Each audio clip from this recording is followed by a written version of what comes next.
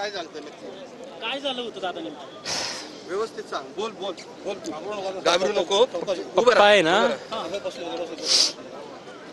हसा नाही का बोल. आपण पाहतोय की याचे नातेवाईक जे आहेत ते या दुर्घटनाग्रस्त झाला असल्याचं समजतंय आणि तो फोनवर आपल्या नातेवाईकांना माहिती देतोय. खरं तर अतिशय दुर्दैवी घटना आहे. 20 ते 25 लोक या घटनेत वाहून गेल्याची माहिती. नेमकं काय झालं होतं दादा? किती वाजता हे झालंय सगळं? तू रडतोय, नेमकं काय झालंय? बोल बोल बोल.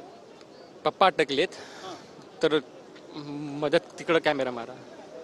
हा, आम्ही आता ते दाखवलं. किती वाजता नेमका हा पूल पडलाय? तुम्ही दुचाकीवर होता की कसं होता?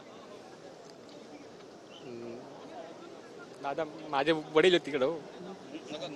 आपण पाहतो तर या नातेवाईकांच्या भावना आपण पाहू शकतो. या ठिकाणी त्याचे वडील अडकल्याचं हा व्यक्ती सांगतोय. मात्र तरी सुद्धा सध्या एनडीआरएफ आणि पोलिसांकडून इथे बचाव कार्य सुरू आहे. सध्या माहितीनुसार आता 20 ते 25 जण या दुर्घटनेमध्ये वाहून गेल्याची सध्या माहिती मिळते. एकूणच एनडीआरएफ पथकाकडून पोलिसांकडून इथे बचाव कार्य सुरू आहे. तर स्थानिक यंत्रणा ही या ठिकाणी पोहोचलेली आहे. एनडीआरएफ स्थानिक पूर्णपणे तुटला नसल्यामुळे बचाव कार्याला अडथळा येतोय आणि प्रशासनाकडून आता हा पूल कापण्यासाठी मशीन्स आणल्या गेलेल्याच आपण पाहतोय.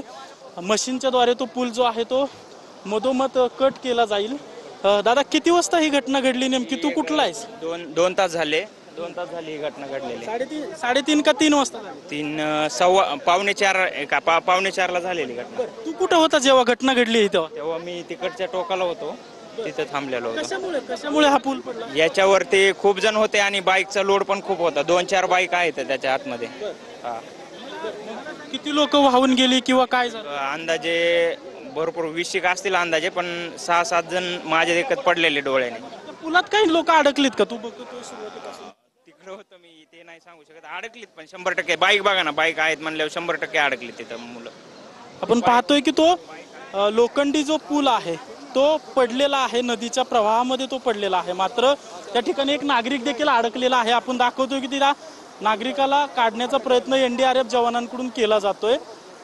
जे आपण ते दृश्य दाखवूयात. खरं तर त्या ठिकाणी नागरिक अडकलेला आहे त्या पुलामध्ये आणि त्या ठिकाणाहून काढण्याचा प्रयत्न त्या नागरिकाला केला जातो. त्याचं अर्ध शरीर जे आहे त्या पर्यटकाचं ते अडकलेलं आहे लोखंडामध्ये आणि अर्ध शरीर जे आहे ते वर असल्याचं आपल्याला पाहायला मिळते. आणि तो जो पूल आहे तो मधोमध पडलेला आहे. त्या पुलाच्या लोखंडात तो नागरिक अडकला असल्याची माहिती समजते आणि त्याला वाचवण्यासाठी एनडीआरएफचे जवान जे आहेत ते शर्थीचे प्रयत्न करतायत. तर स्थानिक लोकप्रतिनिधी देखील आता या ठिकाणी जमायला सुरुवात झालेली आहे.